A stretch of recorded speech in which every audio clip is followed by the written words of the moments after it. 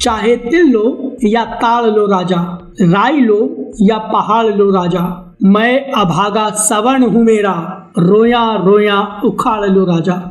स्वर्गीय रमेश रंजन जी की ये पंक्तियां कविराज डॉक्टर कुमार विश्वास ने सोशल मीडिया पर शेयर की हैं और इसके जरिए देश की सुप्रीम कुर्सी पर बैठे राजाओं को देश के जनरल कास्ट की व्यथा सुनाई है।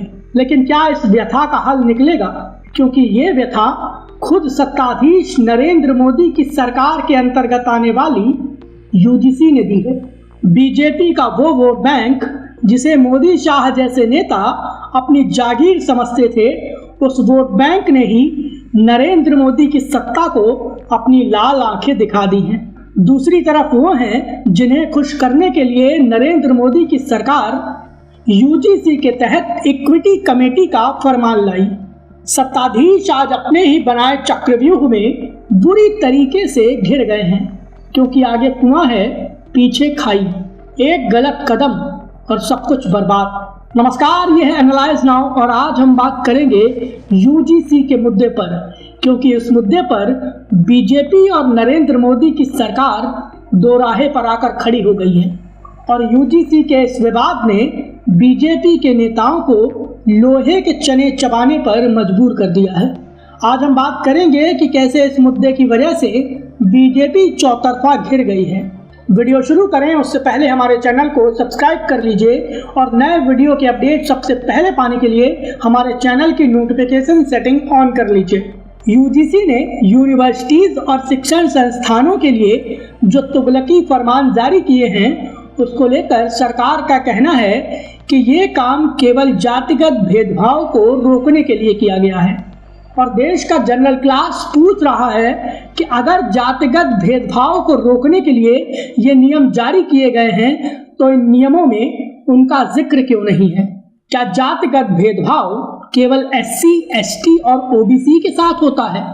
यूजीसी ने शिक्षण संस्थाओं में जो इक्विटी कमेटी बनाने का प्रावधान किया है, उसमें ओबीसी, एससी और एसटी के सदस्य होंगे। जनरल कास्ट का सवाल है कि आखिर इस कमेटी में जनरल कास्ट का कोई सदस्य क्यों नहीं है?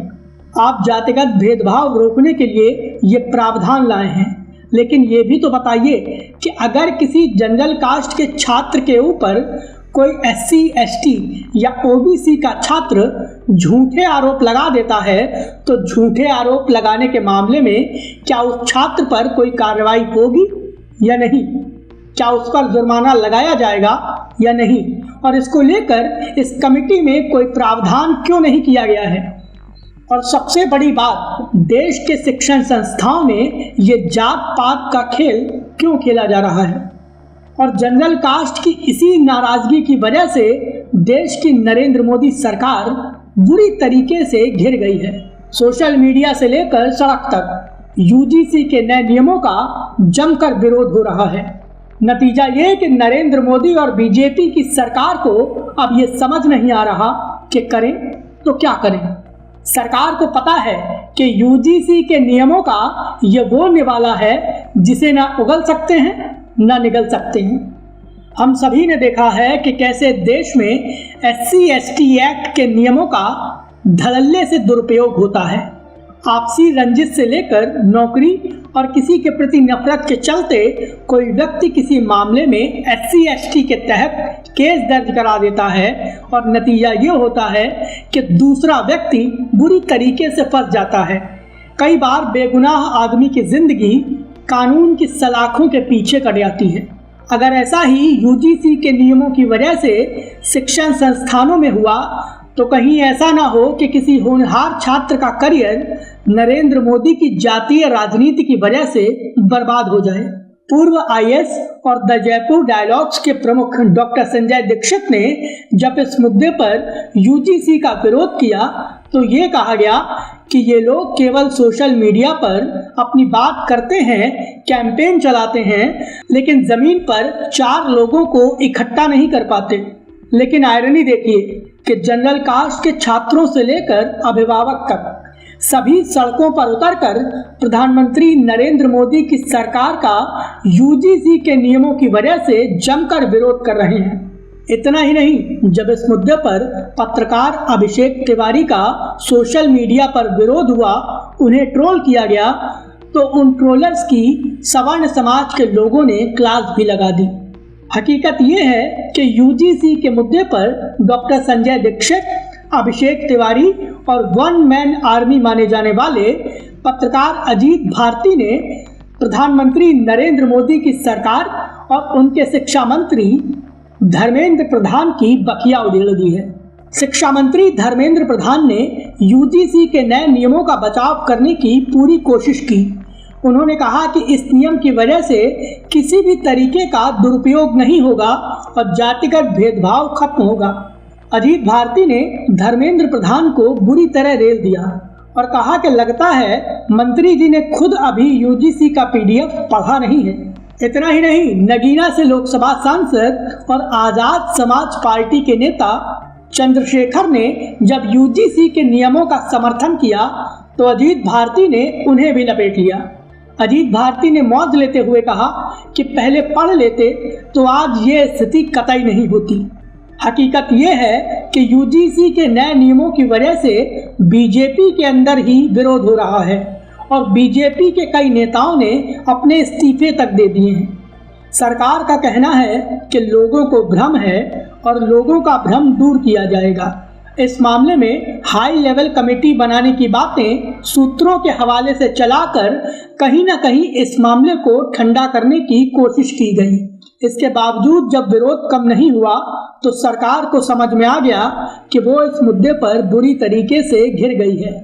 यूजीसी ने शिक्षण संस्थानों और यूनिवर्सिटीज के लिए जो नए नियम लागू किए हैं वो कहीं ना कहीं नरेंद्र मोदी और बीजेपी की जातिगत राजनीति का हिस्सा है।